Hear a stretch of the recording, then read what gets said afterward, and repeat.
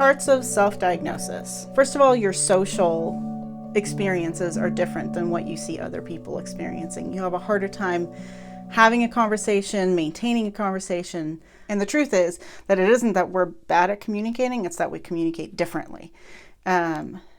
So there's a cross miscommunication happening between neurodiverse and neurotypical people.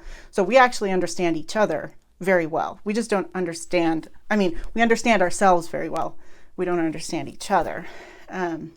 So a lot of autistic people find themselves in relationships with other autistic people.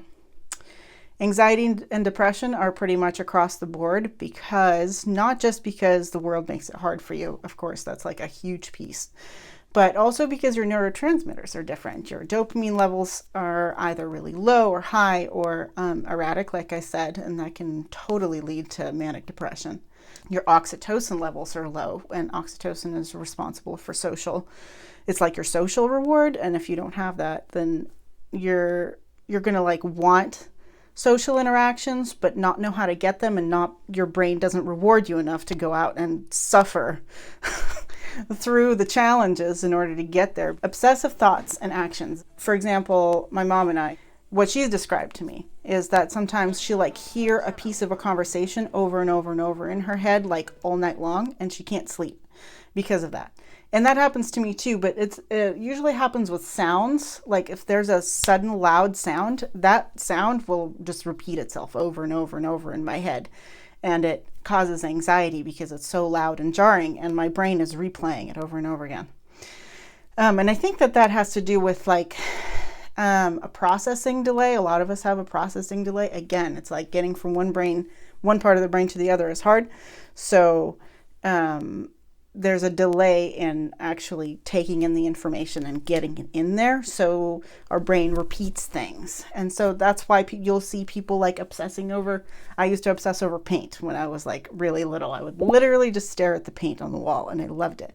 I still like it. I still like looking at tiny little textures. Gross and fine motor issues is also very, very common. You may have a hard time learning to do new things with your hands. You may trip on the stairs, bump your head a lot, have 2 left feet, that kind of a thing. Next one is attention issues and ADHD. Being not able to follow a conversation or read a page and remember what you just read. I can read like 5 pages with inflection and not even realize that I've been reading for like 10 minutes. And then I suddenly wake up at the end and I have no idea what I read. Not a clue. Somebody else understood it, but I didn't.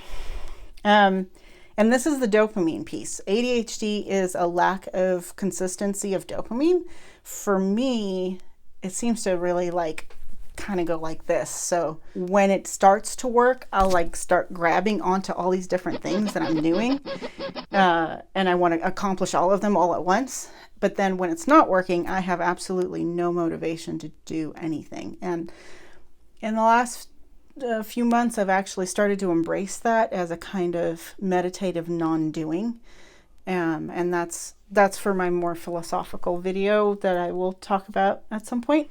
Learning disabilities and processing disorders, which I talked about. You may have a hard time learning new skills, reading things, interpreting things, and abstract things. Like my daughter can't imagine things in her mind. So that part in 3rd grade math where they were like, turn the shape around in your head. And she was like, I don't know what the fuck you're talking about. And yet she was totally expected to do it and nobody noticed. A note on females. Socially, we present way more conforming than males to our own extreme detriment. And that's what that masking that I was talking about. Masking is basically trying to make yourself look normal, but you never will. You will come off as quirky or weird or really funny maybe, but it's still a mask and it's not really you. And this is probably the first time since my diagnosis in my life that I've actually asked myself who I am and which parts are other people, because that's the other part that I didn't mention above, is that mimicry is a big thing. Our mirror neurons work a little bit different in that we mirror things really directly. Like someone says something, do you want to go outside? A more like heavily impacted person may just echo back, do you want to go outside, rather than interpreting it towards yourself. And we do that with all sorts of stuff. Like people go out drinking. We go, okay, let's go out drinking, without asking ourselves, do I actually want to do that? Seems like everybody else is doing it. It's like a way higher level of that peer pressure thing. And it can kill us, because we get into bad sexual situations. Almost every autistic has been in a sexually compromising situation at some point in their lives, abusive situations. And it's because we can't tell what people are actually intending with their actions. We're just trying to fit in, because it's so hard anyway. We could potentially make really good eye contact. I've actually made great eye contact most of my life, but what's happening when I'm making that eye contact is I'm having intense tunnel vision, and like the room is doing this. And it like, I can't actually hear anything you're saying, because I'm dealing with this like weird fisheye thing that's happening. And then, yeah, I totally can't process what's being said. So behaviorally complicit and like really obsessed with rules. Girls can be really obsessed with rules in school. And they could come off as shy or quiet, and could be very, very smart with gifted abilities, but like severe learning disabilities that nobody is noticing. Like I said about my daughter, who can't see things in her mind. So how can you expect her to fit a shape inside another shape in her mind when she literally doesn't see pictures in her head? Sensory processing. So you will potentially have really big sensitivities around like water on your face, or loud noises, or people talking, or textures, people's clothes, tags, things like that. Or it could be really specific tastes that you like or dislike, and that are a little bit quirky and different. If people are like, wow, you have a weird palate, that could be a sign. Language differences. That means that you may interpret things very literally, or you may describe things very literally, or make up new meanings for big fancy words. I did that when I was a kid, and my daughter's doing it now, even though she's 13. She totally will learn a new word and not know what it means, and kind of stick it into a sentence and think that it maybe sounds good. It was easy for me when I was a kid, because my parents didn't really speak English very well.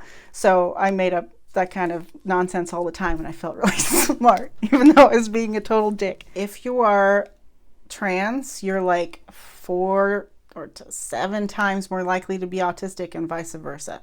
So a lot of people who are on the spectrum are queer in one way or another. There's 2 schools of thought on that. Some people think it's because we don't care about social structures, but I think that it's a little bit of both of that and biology, because there is evidence that people who are autistic came from a womb that had a difference in hormones, right? So if your parents are autistic, if your mom was autistic, or if it was somewhere in the genetics and the hormone pool in the womb was different, then it's more likely that the child will be both queer and autistic. Executive dysfunction. That is the ability to keep track of things, to create steps for completion, to be able to stay on task, to know how to organize your time and money. A lot of us are terrible at this. And on one hand, it may be challenging. On the other hand, we see things differently. And for me, time and money don't actually exist. And that's a really hard thing to deal with in a society that insists that those things exist. My motivators exist outside of that. Like, I have to have real motivations, like I'm hungry or I have to go to the bathroom. Those are real motivations. Abstractions are like, why do I do this? It's not a real thing. Because autism is a difference in neurotransmitters and hormones. Those things don't just affect your brain, they affect your entire body. So a lot of people who are autistic will have other kinds of differences, like they'll have MS or Tourette's. There's generally some physical co-occurring issue. In my case, I have PCOS. which is a hormonal difference. And that affects everything from my blood pressure to my blood sugar. And I'm way more predisposed to becoming a diabetic eventually. High IQ or low IQ are also potential markers. Someone can have a high IQ and not be able to do simple tasks, and someone can have a low IQ and still have like unique, brilliant insights into the world that don't fit on the IQ test. Oh, and my favorite, temporal processing difference, which means how you process time. Why I am always late to everything. This was a paper that I studied. They tested to see how people remember the length of either a sound or how long a light is on, and it was like 1 to 3 seconds. If you look at the chart, the neurotypical people were pretty much spot on. But if you look at the neurodiverse people, their timeline was all over the place. So we literally don't process times the same way, and it makes it very difficult. Like, I think that's potentially where the concept of time not existing comes from, is from autistic people who are like, time doesn't actually exist. We live on a different plane, and stop trying to make us show up somewhere at 8:02 in the morning, because who the hell invented that, and why do we do it? And this is like a big, huge universe, and I can do whatever the hell I want. I'm not going to be somewhere at 8 a.m. But because man has a strong memory, he is able to bear the past in mind and, as it were, cast it forward into visions of the future based upon what has happened in the past. And therefore, although this facility gives man the most extraordinary ability to plan his life, to prepare for future eventualities, at the same time, there is a very heavy price which he pays for it, and especially if he takes this ability too seriously. In other words, if he doesn't realize that the true reality in which he lives is the present moment now.